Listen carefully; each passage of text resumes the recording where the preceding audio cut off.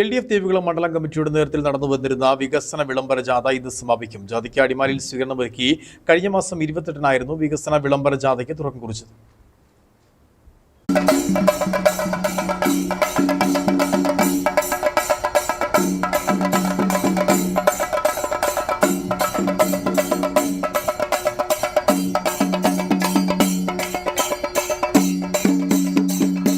നിയമസഭാ തെരഞ്ഞെടുപ്പ് തൊട്ടരികിൽ നിൽക്കെ സംസ്ഥാന സർക്കാരിന്റെ വികസന പ്രവർത്തനങ്ങൾ ജനങ്ങളിലേക്ക് എത്തിക്കുക എന്ന ലക്ഷ്യത്തോടെയാണ് LDF ദേവികുളം മണ്ഡലം കമ്മിറ്റിയുടെ നേതൃത്വത്തിൽ വികസന വിളംബര ജാഥയ്ക്ക് രൂപം നൽകിയിട്ടുള്ളത്.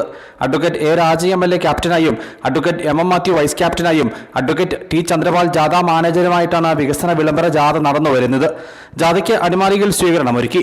ജാഥ captain advocate A. Raji MLA സ്വീകരണം ഏറ്റുവാങ്ങി സംസാരിച്ചു. സാധാരണ തെരഞ്ഞെടുപ്പ് നേരങ്ങളിൽ പലരും പല വാഗ്ദാനങ്ങൾ നൽകിക്കൊണ്ട് വോട്ട് വാങ്ങിച്ചിട്ട് പോകുന്നതല്ലാതെ ആ വാഗ്ദാനങ്ങളെല്ലാം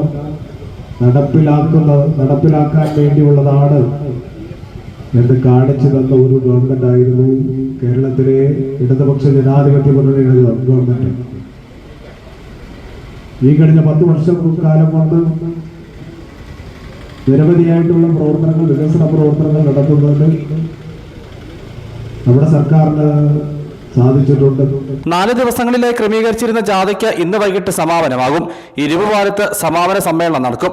ജാഥയുടെ അവസാന ദിവസമായ ഇന്ന് കല്ലാർകോട്ടിൽ നിന്നുമായിരുന്നു ജാഥ പ്രയാണം ആരംഭിച്ചത്. കുമ്മൻപാറ, 200 ഏക്കർ, മച്ചിപ്ലാവ്, പഴമ്പള്ളിച്ചാൽ, ദേവിയാർ എന്നിവിടങ്ങളിലും ജാഥയ്ക്ക് സ്വീകരണമൊരുക്കി. കഴിഞ്ഞ മാസം 28-നായിരുന്നു വികസന വിളംബര ജാഥയ്ക്ക് തുടക്കം കുറിച്ചത്. News bureau, Adimali.